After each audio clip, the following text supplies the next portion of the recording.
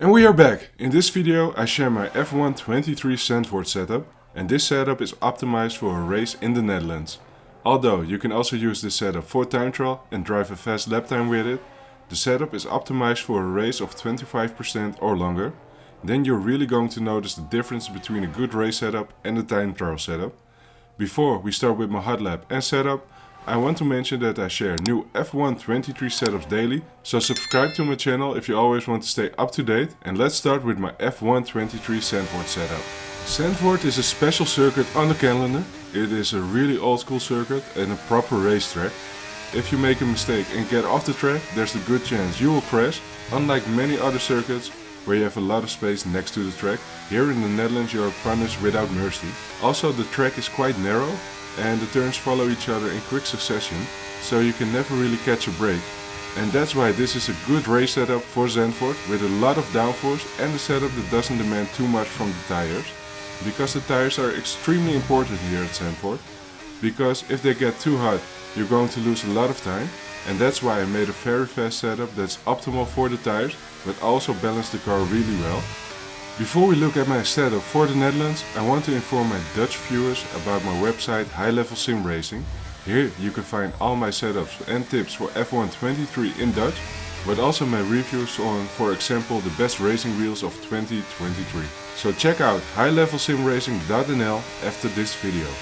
And now let's take a look at my F1 23 Zandvoort setup. For the wings I opted for 50 and 42. I chose this to find as much speed and balance as possible through the corners of Zandvoort. As indicated, this circuit has a huge number of corners, so to be fast here, a lot of wing and balance is important.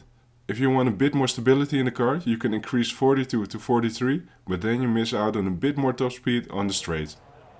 Differential is again all about balance. I chose 55 and 56%. And this gives you a lot of balance in the car during corner entry, but also halfway through the corner and during the exit, so ideal for Zandvoort. Camber at toe is set to -2.5, -1.0, 0.05 and 0.25. Again, I found that this has the most speed and balance during a race, and that this was the best combination for my tires. The suspension is set at 39.8, 9 and 37.42.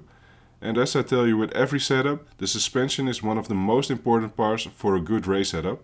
And because the suspension, among other things, takes care of the rotation in the car during the race, and you want to have a car that rotates well, but doesn't over-rotate and asking too much of the tires. And with this setup, I managed to do that. The brakes are at 155%.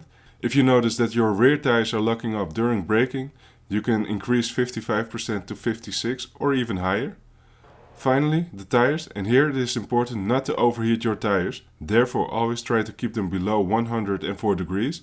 I opted for 22.2 at the front and 20.0 at the rear, but if you notice that your front tires are still getting too hot, you can always set them all the way down to minimum.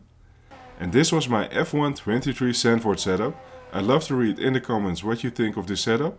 Every day I will share new F1 23 setups, but also tips and tricks to become faster with this game. Don't want to miss these out? Then subscribe to my channel and click on the bell to always be notified when I have a new setup live. For now, thank you for watching and enjoy using this F1 23 Zandvoort setup.